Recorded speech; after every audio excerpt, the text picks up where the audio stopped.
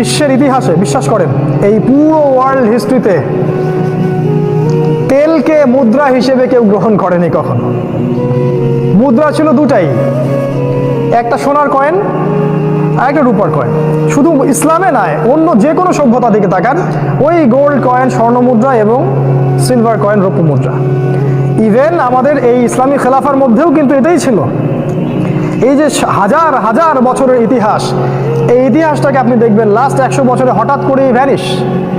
Last 100 বছরে আপনি আর মানে জাদুঘরেও একটা খুঁজে সোনার কয়েন পাবেন না, একটা রূপার কয়েন পাবেন না। হ্যাঁ, পাবেন কোথায় আমি বলছি, পাবেন আপনি ওই ইসরায়েলে। তারা কিন্তু সেগুলো ঠিকই মজুদ করে নিয়েছে, আপনার অজান্তেই আপনাকে বোগাস কিছু কাগজের টাকা ধরিয়ে দিয়েছে। এবং তারা অরিজিনাল যেটা সম্পদ, একটা গোল্ড কয়েন অরিজিনাল সম্পদ, মানে এই গোল্ড কয়েনের ভিতরে, এই মুদ্রা এর ভিতরেই মানটা নিহিত আছে।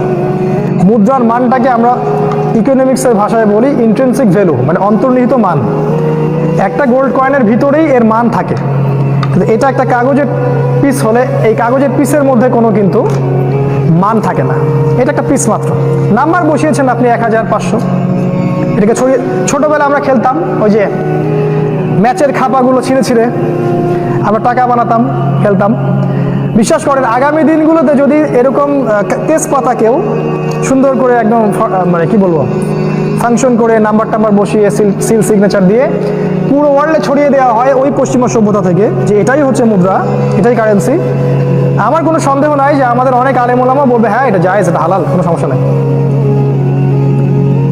এই ইংরেজ আমলে আমাদের বাপ দাদারা যারা বেঁচে ছিলেন, শাহ ওলিউল্লাহ মুহাদ্দিস দেওলভী রাহিমাহুল্লাহ, শাহ ইসমাইল শহীদ, অন্যান্য যারা ছিলেন, তারা ওদের জামানায় কাগজের টাকার মুদ্রার বিরোধিতা করেছিলেন।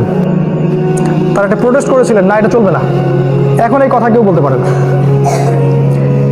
এটা কি হয়েছে, এই কাগজের মুদ্রার সাথে তেলের একটা ফাংশন করেছে তারা।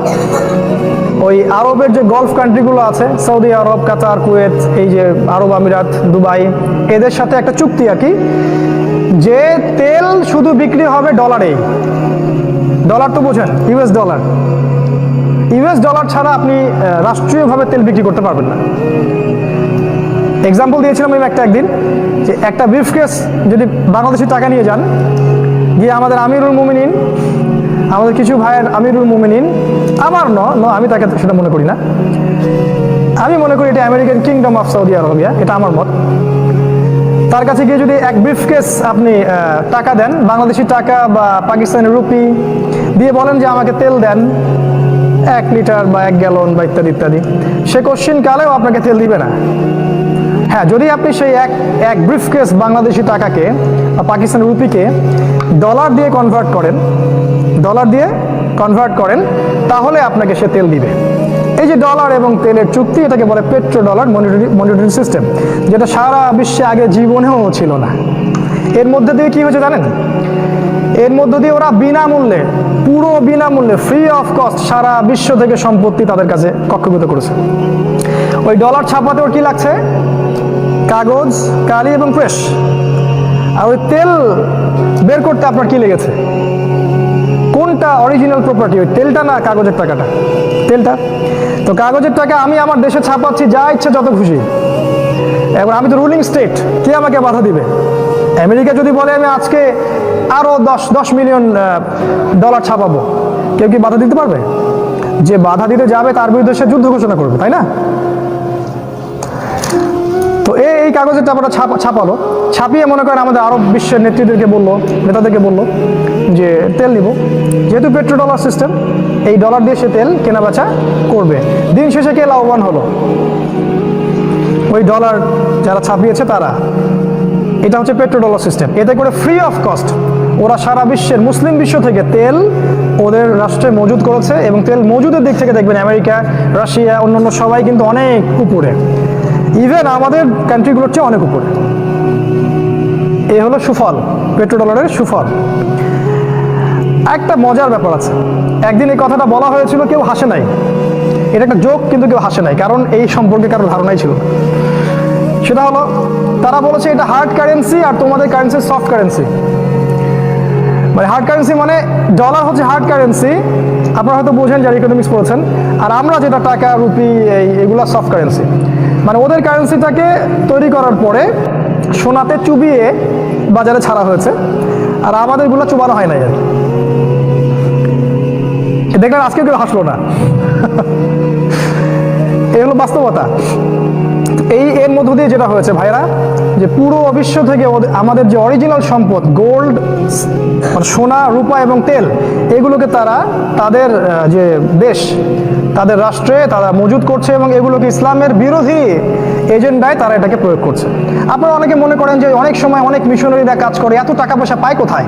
এই যে টাকা এইভাবে পায়, টাকার তো অভাব নাই, ফ্রি অফ কস্ট তো আপনি ওদেরকে সম্পত্তি দিয়ে দিচ্ছেন। এই কথাটা এখন আরব বিশ্বের নেতাদেরকে কে বুঝাবে? আর আপনার সৌদি আরবই চুক্তি করেছে প্রথম এদের সাথে, যাকে আপনি আমিরুল মুমিনিন মনে করেন। এই চুক্তি তুরস্ক করে নাই। আমি তুরস্কের সাপোর্টার নই, আবার মনে করবেন না যে এরদোগানের পক্ষে কথা বলছে। এই চুক্তি বাংলাদেশ করে নাই, এই চুক্তি আমাদের বঙ্গবন্ধু শেখ মুজিবুর রহমান তিনি করেন নাই। এই চুক্তি করেছে আরব নেতারা। এরাই এই বিশ্বের সবচেয়ে বড় গাদ্দারি করেছে উম্মার সাথে। যতদিন পর্যন্ত এই পেট্রো ডলার সিস্টেমটা থাকবে, উম্মার ইকোনমি আমরা নেতৃস্থানীয় জায়গায় যেতে পারবো না। এই অয়েলটা এখন ফাংশন হচ্ছে টাকার মতো। ওই সোনা আপনি আর খুঁজে পাবেন না, কিন্তু তেল সোনার জায়গায় কাজ করছে। এই মনিটরি সিস্টেমটা আপনি আগে দেখতে পারবেন না। সামনে আরো ভয়ঙ্কর সময় আসতেছে ইনশাআল্লাহ। আমার যেটা মত, আমার যেটা ধারণা, আল্লাহু আ'লাম বিস, আল্লাহ পাক ভালো জানেন, যে নিউক্লিয়ার যুদ্ধ যেটা হতে যাচ্ছে, এখানে এই মনিটরি সিস্টেমটা কলাপস করবে ইনশাআল্লাহ তাআলা। এবং হাদিসেও এসেছে ইমামুল মাহদী এবং ঈসা আলাইহিস সালাম তারা সোনা এবং সোনার জিনিসগুলো মানুষের মাঝে বিতরণ করতে থাকবেন হাত খুলে। তার মানে তখন সোনা আমাদের হাতে থাকবে। আবার সেই দিনার দিরহামের যুগে আমরা যাচ্ছি ইনশাআল্লাহ। এটা কত ছিল? 8। আচ্ছা, 9 নাম্বার, সারা বিশ্বে গ্লোবালি মুসলিমদেরকে কিলিং করা হচ্ছে। খেয়াল করেছেন কি? আগেও মুসলিমরা নির্যাতিত হয়েছে ঠিকই, একটা নির্দিষ্ট দেশে বা নির্দিষ্ট অঞ্চলে, একটা নির্দিষ্ট জাতির মধ্যে। পুরো বিশ্ব জুড়ে মুসলিমদেরকে গ্লোবালি কখনো কিলিং মিশন নামানো হয়নি। মুসলিমদেরকে পুরো বিশ্বের যে কোনো প্রান্তে, হোক সেটা আপনার কাশ্মীর, হোক সেটা পাকিস্তান, আফগানিস্তান বা ইরাক বা লিবিয়া বা সিরিয়া বা জর্ডান বা Lebanon, even Chinese Uyghur, Myanmar, Rohingya, যে কোনো জায়গায় দেখবেন টার্গেট করা হচ্ছে কাদেরকে? মুসলিমদেরকে। আমাদের মাননীয় প্রধানমন্ত্রী কিন্তু জাতিসংঘের একটা ভাষণে এই কথাটাই বলেছেন, হুবাহু যেটা আমি বললাম, যে কেন আজকে সারা বিশ্বে মুসলিমরাই কেন মার খাচ্ছে, এই কথাটা উনি বলেছিলেন। আমরা এই কথাটা বলার জন্য তাকে ধন্যবাদ জানাই। এই যে পুরো বিশ্বের অবস্থা, পুরো বিশ্বের যে কোনো জায়গায় দেখবেন মুসলিমদেরকে টার্গেট করে কিল করা হচ্ছে এবং তাদের পিছনে জঙ্গি, সন্ত্রাসী, মৌলবাদী টাইটেলগুলো লাগানো হচ্ছে।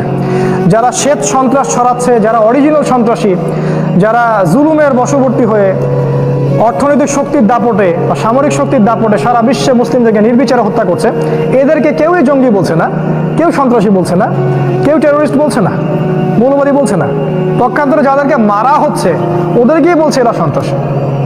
প্যালেস্টাইন দখল করে আমাদের ভাই বোনদেরকে সেখান থেকে নির্মমভাবে বের করে দিয়ে সেখানে ওদেরকেই বলা হচ্ছে এরা হচ্ছে সন্ত্রাসী। আফগানিস্তানে এসে বোম্বিং করে আফগানের ভাইদেরকে বলা হচ্ছে এরা সন্ত্রাসী।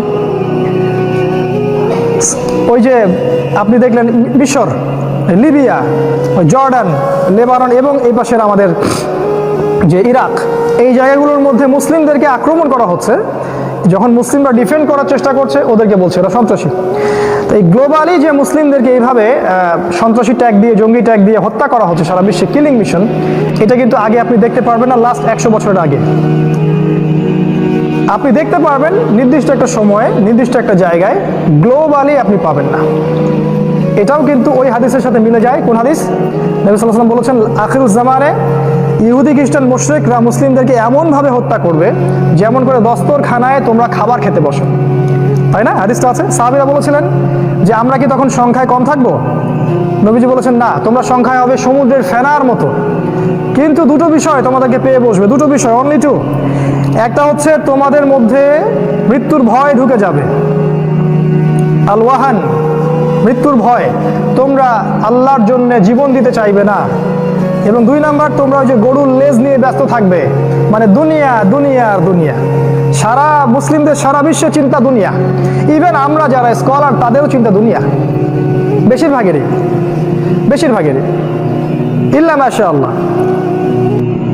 দুনিয়ার স্বার্থ বাদ দিয়ে ফি সাবিলিল্লাহ কারা দিনের খেদমত করছে একটু খোঁজ করে দেখেন, জরিপ করে। আপনার পরিসংখ্যানে বেশি কালি খরচ করতে হবে না, ইনশাআল্লাহ অল্প কালিতেই হয়ে যাবে ইনশাআল্লাহ কাজ। এই যে গ্লোবালি মুসলিম কিলিং মিশন, এটা করছে কারা? নিঃসন্দেহে তারা যারা চায় না যে মুসলিম শক্তিটা আবার মাথাচাড়া দিয়ে উঠুক। এই শক্তিটা কে হবে তাহলে? মাসিহুদ দাজ্জাল। কারণ সেই একমাত্র সত্তা যে চাইবে না মুসলিমরা তার পথে বাধা হয়ে দাঁড়াক। এই জন্য দাজ্জাল তার অনুসারী ইহুদি এবং খ্রিস্টানদেরকে দ্বারা, এদের ঐক্যজোটদেরকে দ্বারা সারা বিশ্বে মুসলিমদেরকে টার্গেট কিলিং করছে। আর হ্যাঁ, যারা ওদের সাথে আপোষ করে নিচ্ছে ওদের কথা বাদ, যারা ওদের এজেন্ডার সাথে আপোষ করে নিচ্ছে ওদেরকে ওরা ছাড় দিচ্ছে না। ঠিক আছে, তোমাদের জিডিপি বাড়বে, তোমরা মাশাআল্লাহ মডারেট, তোমরা প্রকৃত ইসলাম ফলো করছো, তো এই আমেরিকান ভার্সন অফ ইসলাম বা ব্রিটেনিক ভার্সন অফ ইসলাম বা এই Protestant cosmetics version of Islam follow করে ওদেরকে সন্তুষ্ট করা গেলেও আল্লাহকে সন্তুষ্ট করা যাবে না। আরেকটা পয়েন্ট বলে শেষ করছি, লাস্ট, সেটা হচ্ছে সায়েন্টিফিক এবং টেকনোলজিক্যাল রেভলিউশন। এটা আপনারা আরো ভালো বুঝবেন আমার চাইতে, বিজ্ঞানের ছাত্র আছেন এখানে অনেকেই। লাস্ট 100 বছরের দিকে তাকায় দেখেন সায়েন্স এবং টেকনোলজি কোন জায়গায় আসছে। আমি এখানে কি কথা বললাম, এভরিথিং নোটেড, রেকর্ডেড। আমার লোকেশন তারা জানে। এই যে চাঁদে বারবার যাওয়া হয়, স্যাটেলাইটের নিয়ন্ত্রণ, আমার বাসার পাশের যে প্লেস সেটারও খবর সবাই জানে, লোকেশন কোথায় কি সব বলে দিচ্ছে একদম ডিটেলস। ইভেন কৃত্রিম মানুষ তৈরি করার প্ল্যান করছে দেখলাম, কৃত্রিম মাংস তৈরি করছে, আকাশ ফ্লাই করছে, মহাকাশে তারা এখন বিভিন্ন জায়গায় যানবাহন পাঠাচ্ছে। এবং রাশিয়া দাবি করলো কয়দিন আগে যে ওই প্লুটো গ্রহ কি শুক্র গ্রহ, দুটো একটা কথা বলেছে, যে এই গ্রহটা আমাদের, এই গ্রহটা আমাদের। আমি অবাক হইনি, কারণ আমি জানি শেষ জামানার ছাত্র হিসেবে যে এই স্টার ওয়ার হবে একটা, শুধু পৃথিবীতে যুদ্ধ হবে তা নয়, মহাকাশেও যুদ্ধ হবে এবং এরা যুদ্ধে লিপ্ত হবে। এই যে যারা ন্যাটোভুক্ত দেশ আছে এবং তার অপোজিশন যারা চায়না রাশিয়ার যারা কন্টিনেন্ট আছে, এরা একে অপরের সাথে যুদ্ধে লিপ্ত হবে, মিসাইল দিয়ে যুদ্ধ করবে এরা। ওখানে তীর বলতে আমি তীর বুঝিনি, আমি ওখানে বুঝেছি মিসাইল। তারা আসমানের দিকে মিসাইল ছুড়বে, তারা এই আসমানের দিকে মিসাইল ছুড়বে, এদিকে যাবে আল্লাহু আলাম, কিন্তু আমার মত এটা এদিকে যাবে পৃথিবী। তো এই রেভলিউশনটার দিকে আপনি তাকান, আপনি প্রত্যেকটা জায়গায় দেখবেন সায়েন্স এন্ড টেকনোলজি। আরেকটা বিষয় হচ্ছে সবকিছুই কিন্তু এর উপকারী নয়, এই সায়েন্স এবং টেকনোলজির সবকিছুই কিন্তু উপকারী নয়। আমরা দেখতে পাচ্ছি এর ফলে অনেক কিছু উন্নতি অগ্রগতি হচ্ছে এবং এটাই আমাদের চোখে বেশি ধরা পড়ছে। এর পিছনের গল্পটা আমাদের কাছে ধরা পড়ছে না। এর ফলে আপনার আয়ু কমে যাচ্ছে, গড় আয়ু, আপনার চিন্তার ধারণ ক্ষমতা কমে যাচ্ছে, আগামী প্রজন্মের মস্তিষ্কের ধারণ ক্ষমতা কমে যাচ্ছে, আমাদের ফিজিক্যাল কাঠামো কমে যাচ্ছে এবং আমরা অসুস্থ হচ্ছি দ্রুত, সেই সৌরবীর্য নষ্ট হচ্ছে, অনেক কিছুই হচ্ছে নেগেটিভ। এই যে 4G 5G রেডিয়েশন হচ্ছে, এই রেডিয়েশনগুলো আমাদের ক্ষতি করছে। এটা তো আর সেকুলাররা আমাকে মানে সাক্ষাৎকার নিয়ে চ্যালেঞ্জ করতে পারবে না যে 4G 5G এইসব রেডিয়েশনগুলো আমাদের ক্ষতি করছে। তো এখানে অনেক ক্ষতিকর বিষয় আছে। তো এই ক্ষতিকর বিষয়গুলো, এর মধ্যে সবচেয়ে ক্ষতিকর বিষয়টা বলে শেষ করছি পয়েন্ট, এই সায়েন্স অ্যান্ড টেকনোলজির অনেক ইনভেনশন আমাদের করা, মুসলিমদের করা, এইগুলো ওরা চুরি করেছে। আমাদের সায়েন্স এবং টেকনোলজি ছিল আল্লাহ কেন্দ্রিক, আর এদের সায়েন্স এবং টেকনোলজি কি গডলেস, আল্লাহীন, বরং এটা দাজ্জাল কেন্দ্রিক। এখানকার সবচেয়ে মারাত্মক যে বিষয়টা সেটা হচ্ছে নিউক্লিয়ার ওয়েপন্স, পারমাণবিক অস্ত্রগুলো। পারমাণবিক অস্ত্র কি মানব সভ্যতার জন্য কল্যাণকর? তাহলে কেন পারমাণবিক এত অস্ত্রগুলো দিয়ে আমরা বছরে কোটি কোটি ডলার খরচ করছি? কেন? কারণটা কি?